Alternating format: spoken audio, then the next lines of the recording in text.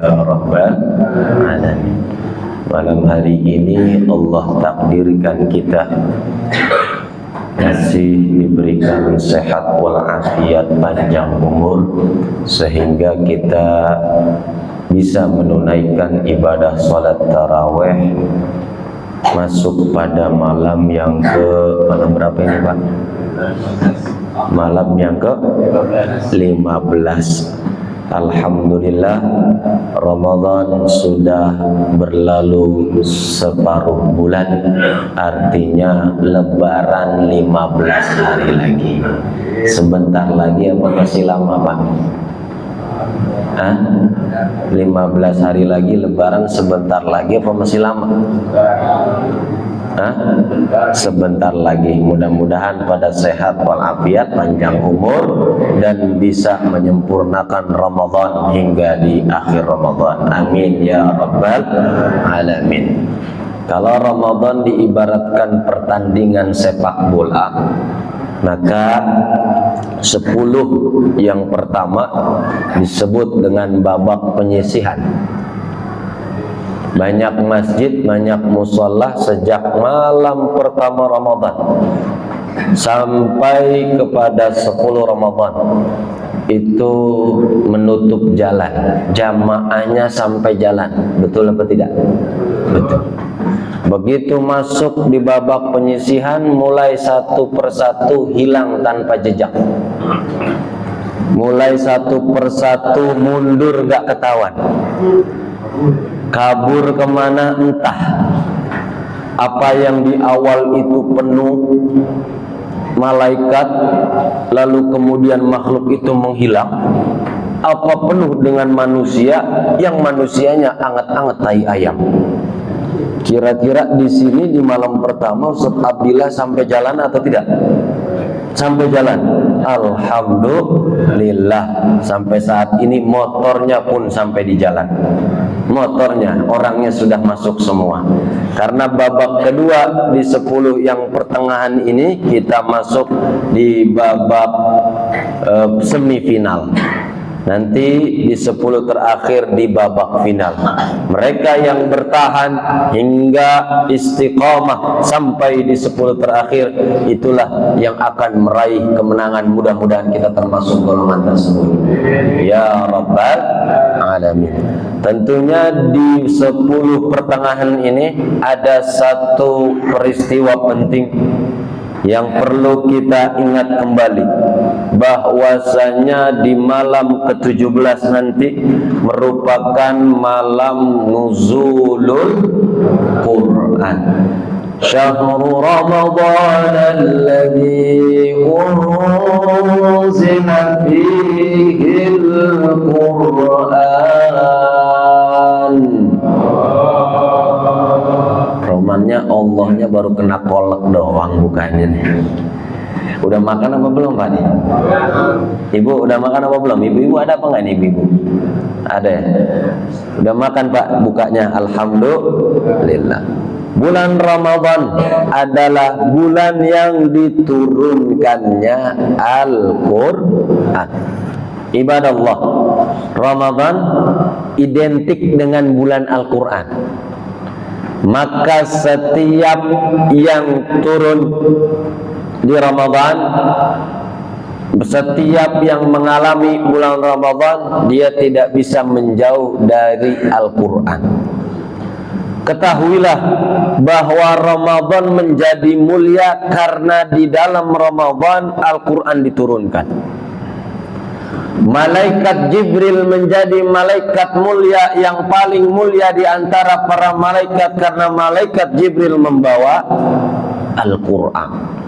Nabi Muhammad sallallahu alaihi wasallam merupakan nabi yang paling agung, yang paling mulia di antara para nabi dan bahkan para makhluk lainnya. Itu karena Nabi Muhammad bersamanya diturunkan padanya Al-Quran. Begitu juga kita manusia awam, manusia biasa, manusia yang penuh dengan dosa dan banyak kesalahan, bisa menjadi mulia lantaran kita jika dekat dengan Al-Quran, insya Saya mau tanya, kira-kira jamaah Cirende udah hatam 30 juz apa masih juz 30? Udah hatam ya. Kelihatannya nggak ada yang mau nyaut, takut ria ini. Udah baca Al-Quran sampai juz berapa Pak? 17. Alhamdulillah. Yang nggak nyaut rasa-rasanya sudah hatam ini. Takut ria menyebutkan amal. Entah sudah hatam atau memang belum sama sekali baca. Hadirin yang dimuliakan Allah Subhanahu wa taala. Imam Syafi'i radhiyallahu anhu sehari dalam bulan Ramadan menghatamkan 2 kali. Berarti selama 1 bulan beliau hatam sebanyak 60 kali. Waktunya dihabiskan untuk Al-Quran. Waktunya hanya untuk membaca dan mendekatkan diri kepada Allah melalui Al-Quran. Begitulah sehingga para ulama-ulama salaf terdahulu pun demikian. Mereka tidak pernah jauh dan selalu ketika Ramadan datang mereka menghatamkan berlomba-lomba untuk berulang kali Al-Quran yang mereka baca. Mudah-mudahan Al-Quran juga menjadi syafaat nanti di hari kiamat buat kita. Iqra'ul Quran fa innahu ya'ti yaumal qiyamah syafi'an li ashabi. Bacalah Al-Quran karena Al-Quran itu merupakan syafaat nanti bagi para pembacanya di hari kiamat. Mudah-mudahan kita dapat syafaat Al-Quran. Hadirin rahimakumullah, tidak ada kitab suci yang paling agung dan bisa kekal serta abadi kecuali Al-Quran. Bahwasanya Taurat diturunkan kepada Nabi Musa. Sampai detik ini tidak ada istilah Taurat asli. Baik Taurat Talmud atau Taurat lainnya, semuanya itu sudah dipalsukan dan sudah dirubah dari keasliannya. Injil diturunkan kepada Nabi Isa. Tidak ada Injil yang asli. Semua Injil dalam dunia saat ini berwujud dengan wujud yang palsu karena sudah dirubah dari keasliannya.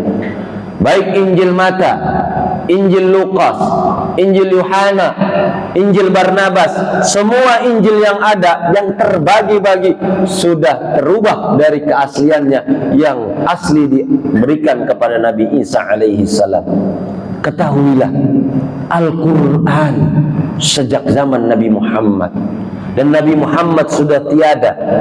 Berapa banyak para orang-orang munafik mencoba merubah Al-Quran, mencoba mengganti isi Al-Quran, bahkan mencoba untuk mengganti kalimat-kalimat Al-Quran sebagaimana yang diusahakan diantaranya oleh Musailamah Al-Kadzab.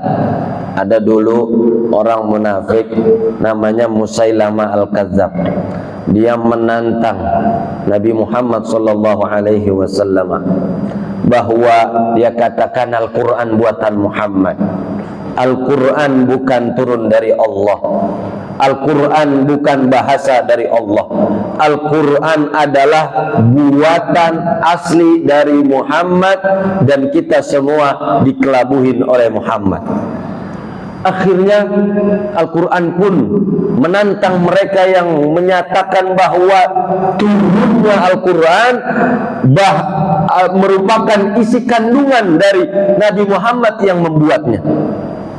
Allah menantang mereka semua, para pakar bahasa, para pakar ilmuwan, bahkan dari golongan jin dan manusia. Allah sebut mereka semua untuk bersatu membuat Al-Quran apabila kalian tuduh Al-Quran ini merupakan buatan dari Muhammad. Qul la in ijtama'atil insu wal jinnu ala an ya'tu bimithli hadzal Qur'an la ya'tuna illa bimithlihi walau kana ba'duhum li ba'din dhahira. Katakanlah Muhammad, kalau saja manusia dan jin bersatu, manusia dan jin kumpul, jin dan manusia bisa kumpul, Pak. Karena sebagian manusia ada yang minta tolongnya sama jin. Betul apa tidak? Nah, mereka pakar-pakar kumpul membuat Al-Quran. Kata Allah, la ya'tuna bimithli, gak akan mereka sanggup. Akhirnya Musailamah Al-Kadzab mencoba merubah surah Al-Fil.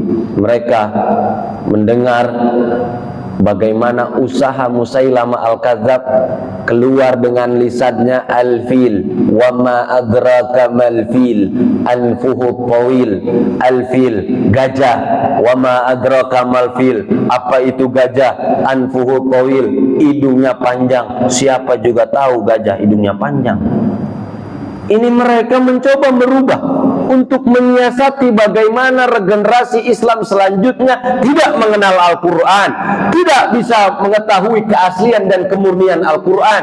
Tapi Allah menjaga Al-Quran ini dan akan abadi sampai hari kiamat nanti. Siapapun, profesor manapun, ilmuwan manapun, doktor manapun, gak akan pernah bisa merubah isi kandungan Al-Quran, karena Allah jaga dengan kalimat inna nahnu nazzalna dzikra wa inna lahu lahafizun. Sesungguhnya kami turunkan Al-Quran dan kami akan jaga Al-Quran ini sampai hari kiamat. Demikian juga orang-orang yang menghafal Quran, dekat dengan Al-Quran, sering membaca Al-Quran, maka jasadnya sekalipun sudah terpisah dengan rohnya, mereka di alam kubur akan dijaga sampai hari kiamat oleh Allah Subhanahu wa ta'ala.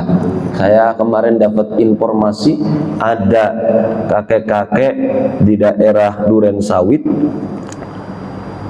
dibongkar kuburannya, tiba-tiba jasadnya masih utuh padahal sudah puluhan tahun. Dicari, ketemu, dicari informasi dari keluarganya bahwa apa amalan yang sehingga tanah dengan cacing di dalamnya tidak mengambil dan merusak daripada tubuh jasad mayit ini. Apa jawaban keluarga? Karena dia tidak pernah lepas dari Al-Quran setiap harinya. Allah, ini udah janji dari Allah. Allah akan jaga Al-Quran. Tentunya yang membaca pasti akan dijaga oleh Allah Subhanahu wa ta'ala. Maka mereka yang ada di dalam hatinya Al-Quran, yang ada di dalam pikirannya Al-Quran, Allah akan lindungi kehidupannya dan tidak akan pernah sengsara. Begitulah kemuliaan Ramadan ini datang di antaranya karena adanya nuzulul Quran, turunnya Al-Quran, Pak. Maka jangan giliran urusan kursus bahasa, urusan kursus ilmu dunia, ilmu komputer, ilmu matematika, ilmu fisika, ilmu kimia, bahasa Inggris, bahasa Mandarin, kita berangkatin anak kita untuk belajar itu semua. Belum mulai belajar kita sudah bayar uang pangkalnya, sudah belajar kita bayar lagi setiap bulannya. Bahkan tidak segan-segan. Karena apa? Kita berpikir bahwa anak kita kelak nanti supaya menjadi orang dan berhasil di masa yang akan datang. Tapi tidak sedikit juga ditemukan orang tua yang mengabaikan anaknya untuk bisa membaca Al-Quran, yang mengabaikan anaknya untuk memahami Al-Quran, sehingga mereka tidak pikir, wah, mereka yang penting sudah lulus S1, S2, S3, S kemong, S doger. Tapi tidak dipikirkan anaknya ini, bagaimana anaknya supaya hatam Al-Quran, hafal Al-Quran, mahir dengan Al-Quran. Akhirnya saat orang tuanya wafat, lalu kemudian meninggal di alam kubur, tidak ada dari anaknya yang bisa mendoakan serta membacakan Al-Quran. Jangan giliran mengaji Al-Quran. Di sini ada taman kanak-kanak pengajian Al-Quran. Ada? Alhamdulillah. Jangan dimasukin doang tuh anak, dititipin doang tuh anak, bayaran kagak. Ustadznya udah pada kurus kering. Betul apa betul? Iya. Tuh yang jawab betul tuh pengalaman itu kayaknya. Ini giliran urusan bahasa apa, kursus aja semangat mengeluarkan uangnya, urusan pendidikan formal semangat, tapi giliran pendidikan Al-Quran anak ya nggak dititipin, sekalinya dititipin nggak bayaran-bayaran. Ustadznya nggak diperhatiin, makannya tuh ustadz suruh makan lekar doang.